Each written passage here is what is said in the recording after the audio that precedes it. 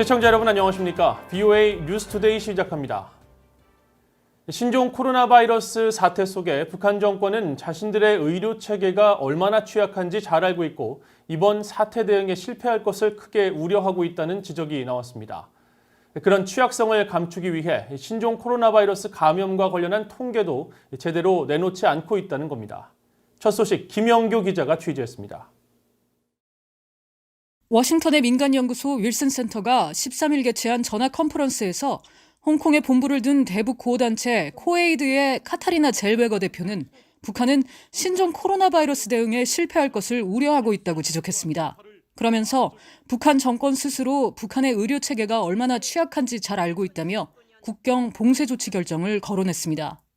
The North Korean government is very well aware of how weak their healthcare system is. And therefore, they are afraid that they could not cope with an outbreak. And this is why all these measures were put into place so early. AP통신 평양 지국장을 지냈던 직리 윌슨 센터 한국국장은 북한이 신종 코로나 바이러스 감염자 수 등과 관련한 통계를 제대로 내놓지 않는 건 그런 취약성을 보이지 않기 위한 것이라고 지적했습니다. To admit to something like that would expose the vulnerabilities and would expose the lack of resources that have been allocated toward that sector. 진리 국장은 이어 김정은 위원장이 최근 북한의 새로운 종합병원 건축 계획을 발표한 것도 이런 점과 연관됐다고 분석했습니다. 컨퍼런스에 참석한 에드워드 웡 뉴욕타임스 외교 전문 기자는 스티븐 비건 국무부 부장관이 신종 코로나 바이러스를 계기로 북한과 대화를 재개하길 기대했을 것이라고 말했습니다. I think that Bigan was hoping to leverage, COVID-19 as an opening for talks with North Korea. But so far as I can tell, there hasn't been any response from North Korea directly to that outside of, an exchange of letters with Trump. But again, that isn't really the opening dialogue. 뉴욕타임스 베이징 특파원을 지냈던 웡 기자는 또 북한의 안정 유지를 위한 지원이 중국에도 유리하기에 중국 정부가 북한의 코로나 바이러스 대응과 관련해 이미 상당한 지원을 하는 것으로 알고 있다고 말했습니다. 전문가들은 신종 코로나 바이러스로 인한 북한 내 통제로 농업 기자재 이동 등 영농기 경작에 어려움이 있을 것이라면서 올해 북한 목표 생산량에 부정적인 압박이 될 것으로 전망했습니다. VOA 뉴스 김영교입니다. 북한이 대규모로 건설 중인 원산 갈마 해안 관광지구의 완공 목표일이 하루 앞으로 다가오면서 북한이 예정대로 공사를 끝낸다 해도 정상적인 운영은 어려울 것이라는 전망이 나왔습니다.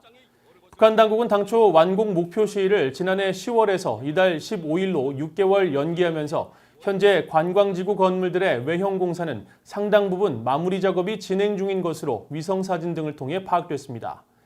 전문가들은 그러나 공사가 끝난다 해도 신종 코로나 바이러스와 국제사회 대북 제재로 인해 원활한 정상적 운영에는 많은 어려움이 따를 것이라고 지적했습니다. 브래들리 뱁슨 전 세계은행 고문은 VOA와의 전화통화에서 북한이 전염병 문제에 투명하게 대처하지 못하면서 관광객들의 신뢰를 얻기까지 상당한 시일이 걸릴 것으로 예상된다고 지적했고, 트로이 스탠거론 한미경제연구소 선임연구원은 관광 비용 지불 등이 제재 위반 논란으로 이어질 수 있다고 지적했습니다. 한국전쟁 직후 미국으로 송환돼 수십 년 동안 안치돼 왔던 미군 무명용사 유해에 대한 신원 확인 작업이 미국 정부의 최대 유해 감식 프로젝트가 되고 있습니다. 송환 당시 방부 처리돼 식별이 불가능했던 유해 650여 구를 모두 분석할 수 있는 신기술이 개발돼 미국 국방당국은 획기적인 성과를 기대하고 있습니다. 김시영 기자가 보도합니다. 한국전쟁이 멈춘 뒤 미국으로 송환된 무명용사들은 당시 신원 확인 불가 판정을 받고 펀치볼 국립묘지로 불리는 하와이 호놀룰루 국립태평양 기념묘지에 안장돼 있었습니다.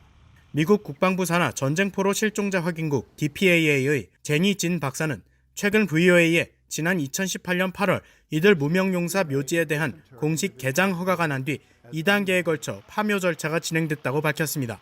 미국 땅에 70년 가까이 묻혀있던 867구의 한국전 참전용사 유해 가운데 이미 개장한 유해를 빼고 모두 652구를 실험실로 옮기는 대작업이 시작된 겁니다. 저희 DNA 랩에서 새로운 DNA 추출법을 개발을 해보자 해서 이제 5년 이상의 프로젝트를 런치를 해서 그 부분이 이제 성공적으로 기술 개발이 되었고요. 그 과정에서 또 저희 랩은 저희 랩대로 뼈를 보고 흉부 엑스레이 비유법이라는 것을 개발하여서 성공적으로 신원 확인을 할 수 있게 되었습니다.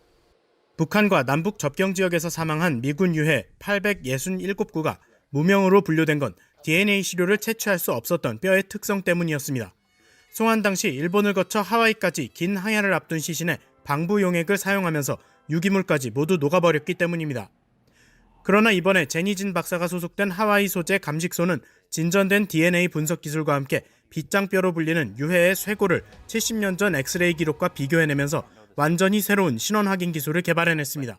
모든 600구 넘는 유해들이 다 재개장이 될 거거든요. 그래서 이 부분은 사실 저희가 기존에 해왔던 다른 여러 가지 북한에 송환받은 유해들보다 규모가 훨씬 큽니다.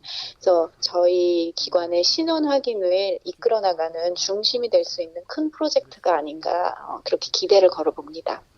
진 박사는 전체 개장까지 최대 7년 정도, 유해 감식을 통한 최종 신원 확인까지는 더 많은 시간이 걸릴 걸로 예상하면서 미군 용사의 마지막 여정을 누구보다 기다리는 유가족들을 위해 최선을 다할 거라고 밝혔습니다. 유해가 현재 미국 땅에 있는 상황이기 때문에 그것을 재개장을 해서 신원 확인을 해달라 이런 요청을 오랫동안 해왔고요. 그런 점에서 이제 전체 재개장 허가가 떨어진 것에 대해서 상당히 반가워하고 있는 걸로 알고 있습니다. 이런 가운데 전쟁포로 실종자 확인국은 지난 10일 한국전쟁에 참전했다가 1950년 12월 장진호 전투에서 실종 처리됐던 빌리 로저스 하사의 유해를 9일 최종 신원 확인했다고 밝혔습니다.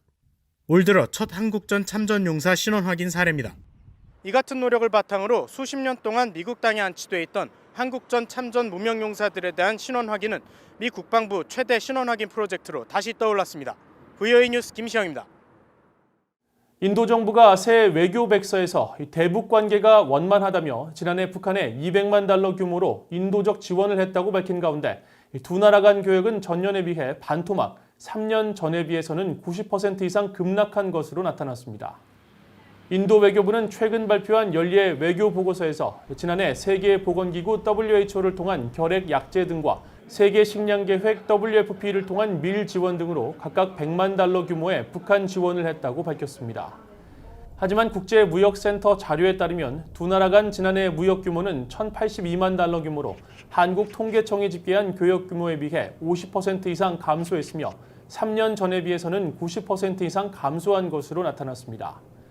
인도는 앞서 유엔 안보리 대북제재위원회에 제출한 이행 보고서를 통해 대북제재 결의를 충실히 이행하고 있으며 인도 내 북한 노동자는 한 명도 없다고 밝혔었습니다. 미국인들의 70% 이상은 신종 코로나 바이러스 등 질병 확산과 각종 테러, 핵무기 확산, 사이버 공격 등을 미국 안보에 가장 큰 위협으로 우려하고 있는 것으로 조사됐습니다.